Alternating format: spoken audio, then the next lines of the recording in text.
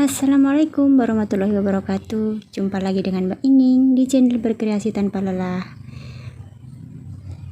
yang selalu menyajikan informasi-informasi tentang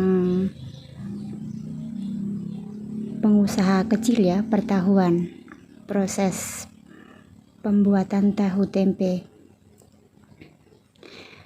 Sebelumnya, terima kasih kalian semua yang masih setia di channelnya Mbak Ining Berkreasi Tanpa Lelah,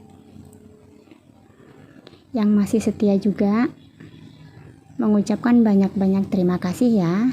Jangan lupa subscribe, like, share, dan komen supaya tidak ketinggalan informasi. Jangan lupa juga aktifkan loncengnya ya, supaya saya semangat terus untuk membagikan video-video terbaru tentang usaha-usaha kecil. Oke sobatku semua, semoga kalian semua kali ini dalam keadaan sehat, dalam keadaan fit, murah rezeki, panjang umur pastinya. Jangan lupa beribadah, bagi yang muslim jangan tinggalkan sholat 5 waktu. Ini pelanggan-pelanggan saya lagi nungguin tahu di depan pabrik tahu tempe. Biasanya mereka nungguin tahunya ini lumayan lama ya kalau masih dalam proses. Dan ini saya membawa kalian untuk masuk ke dalam pabrik tahu tempe. Ini posisinya di dalam pabrik. Jadi bagi teman-teman semua yang ingin tahu bagaimana proses pembuatan tahu tempe, mari kita simak sama-sama ya. Pembuatan tahu tempe itu lumayan rumit, lumayan lama prosesnya, jadi harus penuh ketelatenan dan sabar. Namun sebelumnya, pengolahan tahu tempe ini dilakukan dengan karyawan-karyawan yang sudah terlatih sebelumnya.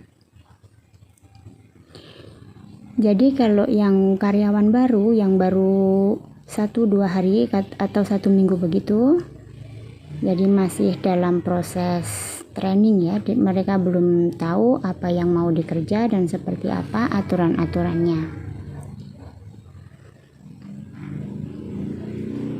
Dan ini yang di atas papan, tahu yang sudah teriris, ini berarti sudah pesanannya orang, sudah ada peminat yang datang dan mereka meminta irisan sesuai dengan keinginan mereka ya. Bisa diiris besar, bisa juga diiris kecil sesuai dengan kemauannya. Atau biasanya mau digunakan untuk apa. Biasanya pelanggan saya ini, sobatku semua, mereka biasanya berjualan tahu isi. Kalau ukuran tahu isi itu mereka mintanya yang besar-besar. Jadi mereka sesuaikan dengan harga-harga yang akan mereka jual per bijinya. Lanjut setelah pengirisan tahu itu diisi di tempat yang seperti itu ya, yang ada penutupnya begitu atau biasa disebut dengan ember, loyang, dan sejenisnya.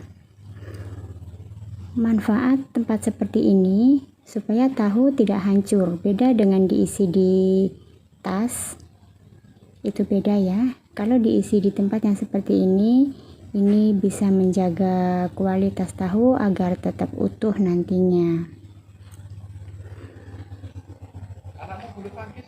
Dan ini dikerjakan oleh karyawan yang sudah terlatih ya, jadi pengambilannya ini benar-benar harus hati-hati dan supaya tidak ada yang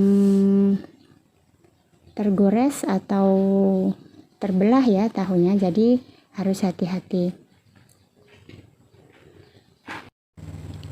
Dan pelanggan-pelanggan saya yang biasa mengambil tahu di tempat saya itu selain tahu isi juga mereka biasanya berjualan sayur keliling. Kalau yang berjualan sayur keliling itu ukuran tahunya dia diperkecil ya teman-teman. Jadi kalau ukuran tahu isi itu biasanya besar, kalau ukuran tahu yang dijual untuk keliling itu biasanya ukurannya lebih kecil. Biasa juga ada pelanggan yang di rumah makan, itu juga sudah beda lagi ya irisannya.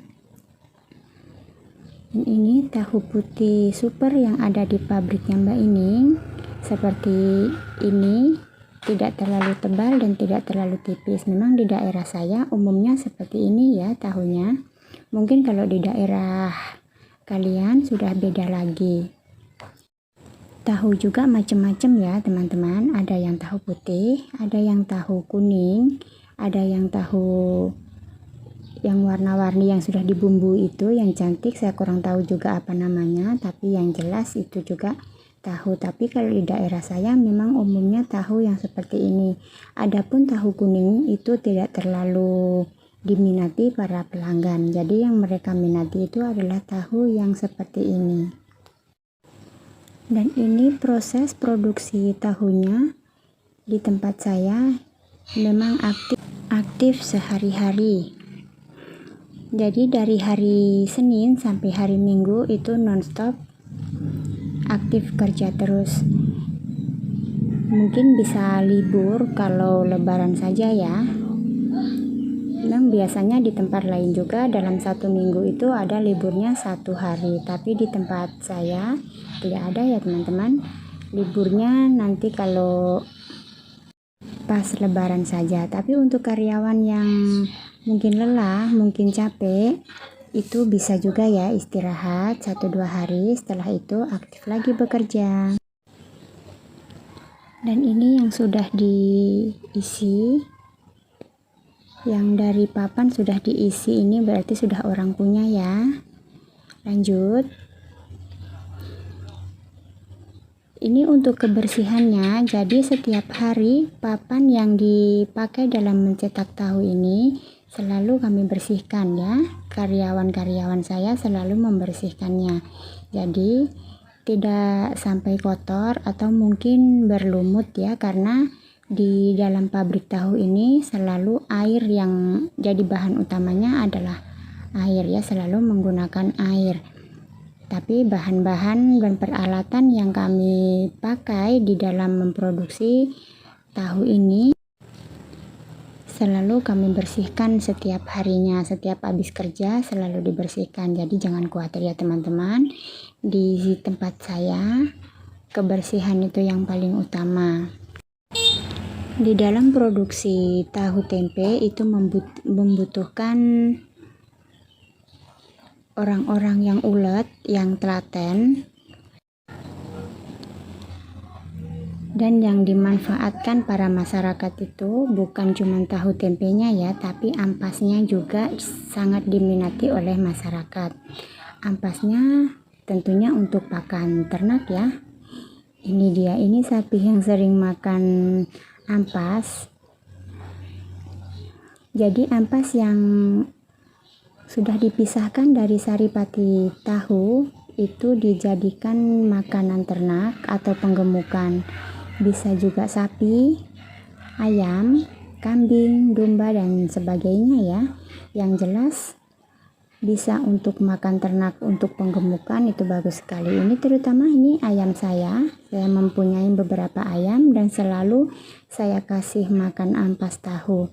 Jadi saya sudah tidak perlu lagi membeli makanan ayam di tempat orang yang berjualan makanan ternak. Saya cukup menggunakan ampas untuk memberi makan ternak saya.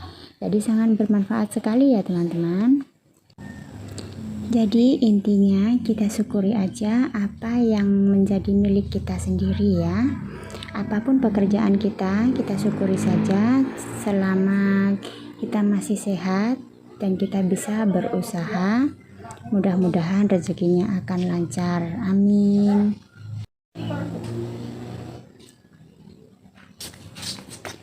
Lanjut, setelah tadi yang diisikan di dalam ember atau di dalam wadah, dan ini saya akan memberi tahu kepada kalian semua. Bisa juga diisikan di tas, tapi dengan cara yang seperti ini ya. Kita susun rapi seperti ini. Nah, jadi walaupun diisi di tas, kalau dengan tata cara yang rapi dan rajin seperti ini, insya Allah tidak akan berantakan dan tahu juga tidak akan terbelah-belah. Jadi tetap utuh walaupun diisi di tas. Tapi lebih bagusnya diisikan di dalam loyang yang seperti tadi ya, loyang atau ember yang seperti tadi. Tapi diisi di dalam tas kalau sudah banyak begini harus butuh ketelatenan yang lebih ya teman-teman, karena takutnya nanti akan menjadi rusak.